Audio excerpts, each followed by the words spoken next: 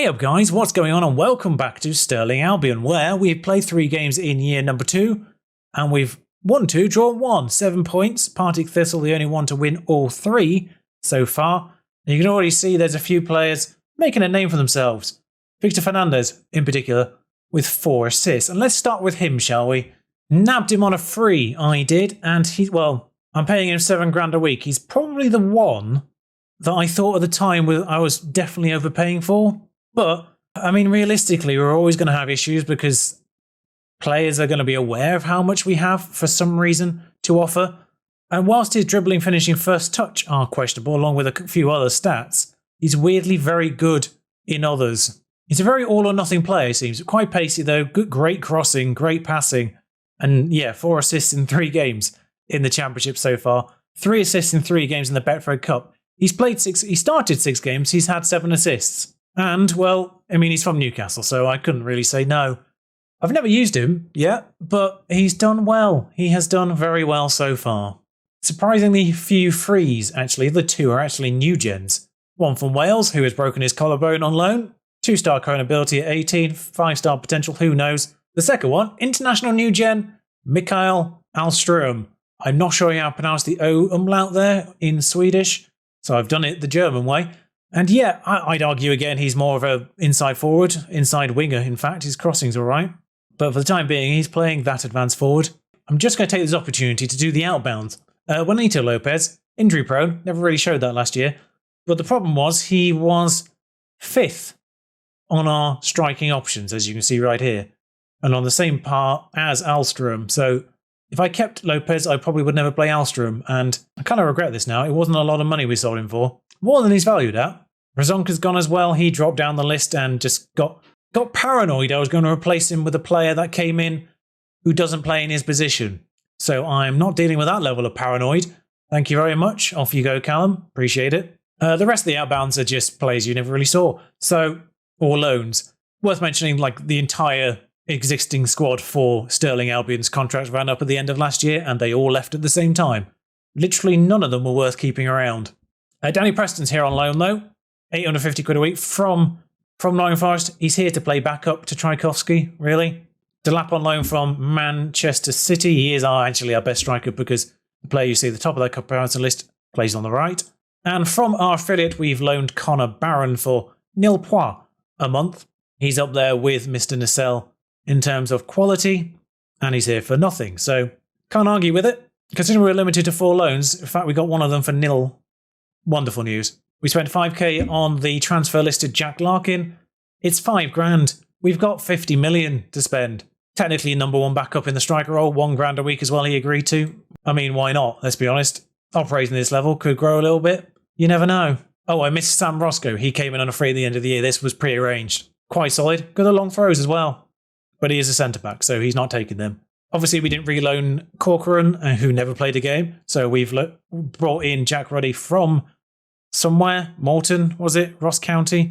One of the 2. Yeah, very solid. He's exactly a star behind Ted Smith, which is what you want for a backup goalkeeper, really.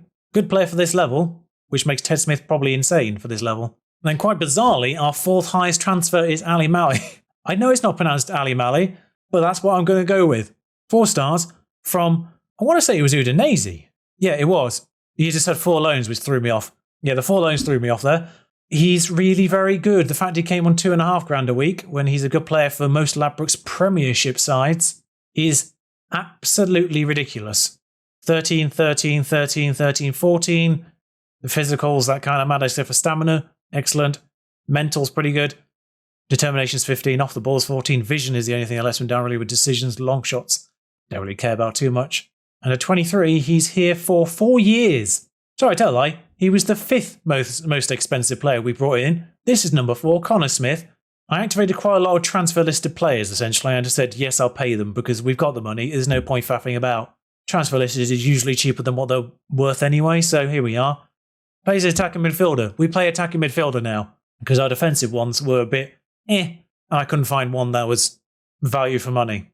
Whereas Connor Smith, welcome in. He was injured. He's still injured. Aaron Lewis comes in from Lincoln. This wasn't a transfer listing. We did pay money for him, more than he's worth. but he plays both sides, and we had both right back and left back injured for over a month during the Betfred Cup, so I had to panic a little bit.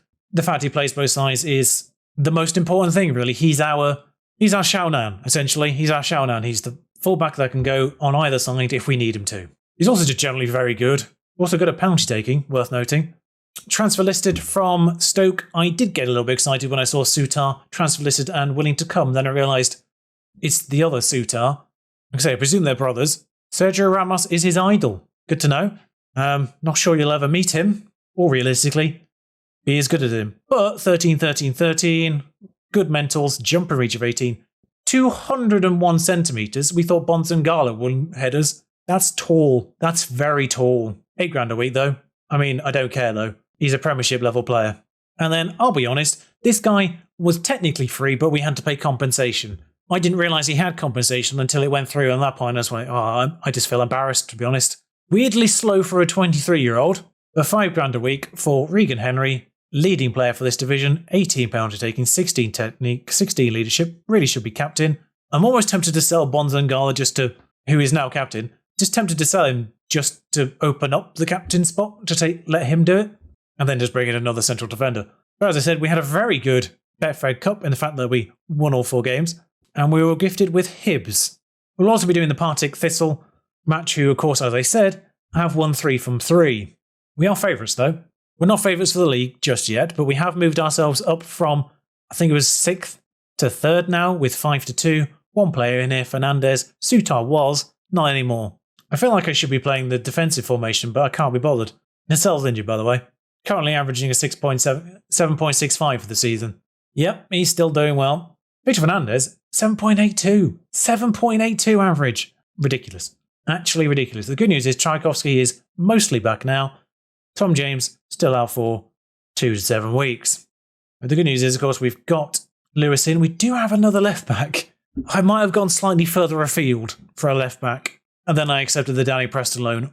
I might end up regretting the Danny Preston loan. He might become entirely surplus to requirements, but he's a loan which I can't cancel now. So also Alstrom does not need to be out of the squad now. Oh no, he does, because he's played the under-20s match. I forgot I left him available for that, on the assumption that he wouldn't play. Then I played him in the Betfred Cup, and he's been very good. He scored 3 and 2, I think it is. He scored 3 goals in 5 total starts. But we'll let Delap take this one. Donlan's there if we want to go defensively. But the lineup will be Smith, Tchaikovsky, Graham, who's back for another year. Don't know if I mentioned that. Sutar, Lewis, Gardner, Barron, Fernandez, Henry, Mallet. See, when it's just Mallet, I can say it properly. Delap up front. Yes. Part of the Lopez sale. Part of the Lopez sale was the assumption we were going to get a striker in. The one that I had going for wanted £16,000 a week, and then obviously I declined that. And then of course he signed for Birmingham for £4,000 a week. I was not best pleased when I saw that news. So then my second choice, who was listed by Watford, I got him in, agreed into a contract on about £8-9 a week with a lot of extras and all that jazz, incentives. Norwich nipped in with a lower amount of money, and he went to Norwich. I've just given up on the striker front. I'm just going to leave it as is. We've got 3, so I'd probably just have to loan another one out again. Tchaikovsky's going to whip a corner in. 26 minutes have gone. There's been 0 highlights. I think the ball's gone to the goalkeeper. And that was that. We are way zoomed out. Hibs play on a very almost square pitch. I've done a little bit of Portugal run. I say Portugal run. I've mostly focused on Benfica because they've got a lot of youngsters. Didn't get any of them. There were some that looked very good. They were running out of contract at the end of the year. They all went to other places because I couldn't entice them to come to Scotland. Hendry is over. Yeah, so I couldn't entice them, get them interested enough before other teams nipped in and got them. Ted Smith was another one who's got a new contract. Someone came in for him, and we're about to see him in action. No, we're not, because he didn't move. Florian Camberi. On the stroke of half time as well. Oh, it could not have happened at a worse moment. Yeah, anyway, someone from the higher division wanted him, and he was, can I please go? And I persuaded him to stay by saying the atmosphere is great here.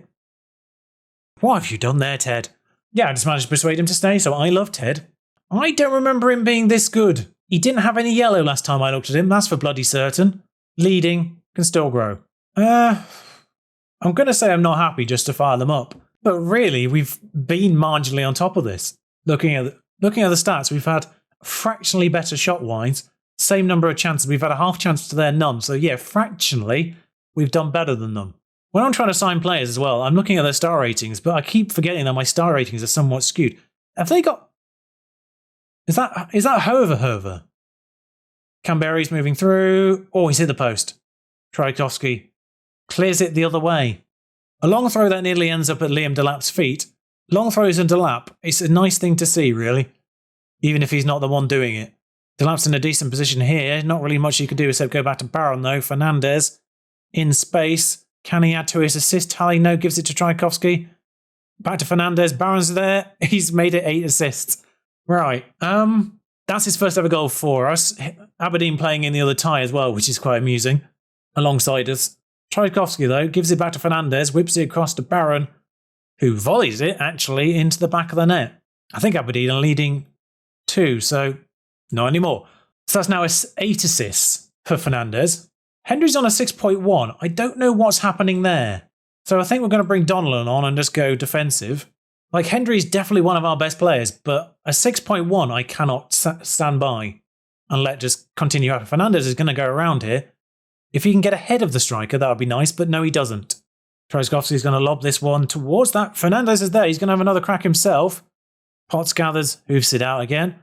We might get another long throw opportunity. We're not going to see it. Mallet on a 6.4. I don't know what happens at 90 minutes in this cup. The issue here is Tchaikovsky's very tired, but he's also one of our best players right now. I've got to let tiredness factor in there, really. It's 5 minutes to go of normal time. If this goes to extra time, I'm going to need those legs. No, just go straight to penalties.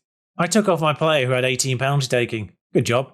I feel like Connor Barron needs to take the first one, Delap needs to take the second. Despite the fact his penalty's not great, he's finishing his. Both the wingers are useless at penalties. I'm not really certain who should be taking the 5th one here. I'm going to say Ali Mali, just for the composure factor. We'll switch to behind goal. Barron smacks it in. I'm glad it just goes straight to penalties, though. I'm glad it wasn't extra time. Canberry. Saved by Ted Smith. Delap now. Not great penalty taking, but we'll see if he's just got the finish. Straight down the middle. The goalie does actually get a touch on it, I think, but drills it hard enough. That was interesting movement by the goalkeeper. It looked like he dived and just managed to scramble back to get something on it, but Allen puts that one away. Not that Allen, obviously. Gardner, who's still here, worth noting. Off the post, got close there.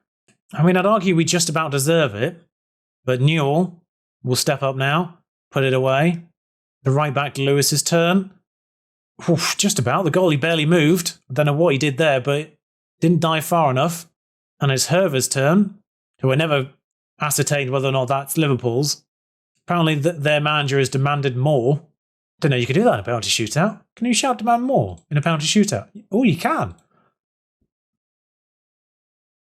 Herver. Saved! Only had to take 4 penalties. They didn't have to rely on the 5th one, which is very, very lucky because that's where things got a little bit sketchy. Yeah, it is key. It is key, John Hover. Excellent work by everyone involved. We're through to another round of the Betfred Cup. I vaguely remember, I feel like they wanted us to do well in there. Like, stupidly well. Oh no, it's the Tunnocks we need to get to the semi-final of. Still don't really know what this is. All I know is it involves teams that aren't in Scotland. Right, so I'm in for this, lad. I've agreed 10 grand a week with a lot of extras, including a release clause, which I'm not happy about, but it is a release clause for teams in a higher division. And if we get promoted, then there is no longer a higher division. So, yeah, that could be interesting. Essentially, I want someone really, really good. As good as Barron is alongside Nacelle, it'd be nice to have someone permanent, and then Dan Gardner can act as the emergency. Dan Gosling was interested, but he wanted 20, 30 grand a week still, so that was a no. Holy moly, he actually said yes. I thought this was over when Porto went in for him, because they actually offered more money in the end. Not much more, but they did. Well, best part of it is he doesn't have any release clauses either. Unbelievable scenes. Yeah, I had a feeling that was about to happen. Right, I couldn't turn Tchaikovsky around there. But just to give you an idea about Fabian Lays, who hasn't got a face because obviously he didn't come in before I did that. He actually is registered better as Tchaikovsky. Right, he's 194 centimetres as well. He's a tall old left back. So centrally he could play fairly well too. As cover there, 16 determination is what drew me into him. Yeah, I had a nosy at the Argentine clubs because they were so good for me in the York save. So many Argentines came through York. And for 1 million up front, he is going to be a nice little player, worth 1.9 million in our squad. 6.5 grand a week is very comfortable too. May have promised him promotion though. So now I've got pressure. Intrigued to see if he nips in on that. No, he doesn't. He's one of our key 2 players though. The fact that I've still spent less than 10% of our 50 million budget is both the fact that I literally can't really spend much more than that because players don't exist. Except one of the ones that offered 700 grand. Less money. I offered him 10 grand every time. He would have been ridiculous in this squad. He would have been actually ridiculous. Yeah, I offered the full 750 that they wanted. That's irritating. But with a short challenge like this, we've got to keep improving in essentially every single position because we've got to do as much as we can in a short period of time. For the challenge part of it, of course. After that, I might slow down the improvements. Dragowski's still slightly injured though as well. I just realised one Flair. How is his con first touch? I know it's only 8, but still, surely Flair would be the first one on that list. But straight into the side he goes. Liam Delap's been somewhat disappointing, I've got to be honest. So Armstrong will start this one too. I'm fairly certain that was someone's face last time round with York. I'm pretty certain. Was it James Grimes' face? Courage. It's Courage's. That's right. But there we are. Armstrong will step in though for the striker role and Lairs at left back. Dan Gardner still has to play there. No, he doesn't because Carmen is back and I've just put them in the wrong way around. There we are. I suppose I should sign a number 9. I suppose I should try and sign a number 9. Still got a few weeks. People will get more desperate, of course. Which is why we're getting more and more transfer listed players up here. We're okay for this. We are I say we're much better condition, but we're about 5-10% better on average. Partick Thistle played the other match alongside us in that Betfred Cup. They were the ones playing Aberdeen. And for some reason, they're not massively worse off, but noticeably worse off. Meanwhile, we've had a first half with 0 highlights. Thrilling. This is for the lead of the table right now. We'll fire them up, send them back out again. And we might get a highlight in the second half. A draw keeps us second. Lewis will take this free kick narrowly wide, but it's something. What's his injury? Groin. Don't like that. I mean, Hendry not doing well again, is he? 6.3. Graham a bit tired in the centre of defence. Why won't you just go in the middle? There we are. I mean, Barron's on a 6.4 as well. That's not great from him. With 2 minutes to go and it's still being 0-0, there's literally no one to bring on to do that. Never mind. To bring the midfielders. Just the tiring central defender, just to avoid any embarrassment at the end. Well, that was thrilling. I say there's a couple of weeks left. There's a week left of the transfer window. I don't expect much more. So the roundup in the next episode won't be particularly long. So we will actually try and aim to get 3 games in next time round. But it's a good start, of course. 2 guaranteed promotion spots again from this division. 1 playoff spot. If we could be in the top 2 green ones, I don't mind not being champions, but I would love to be in the automatic spots. Next time I see you, which will be a lot later in the season, of course. Again, it's exactly the same situation as it was last time. There will be a split here. I presume there'll be another 12 games following that again. In terms of the teams we're going to play, I don't know who's end up going to be at the top by the point we reach this end of things. Obviously, Partick Thistle's in the middle of December again. But I'm going to try and bring you around maybe towards the end of the January period. Until then, thank you for joining me. Ta-ra.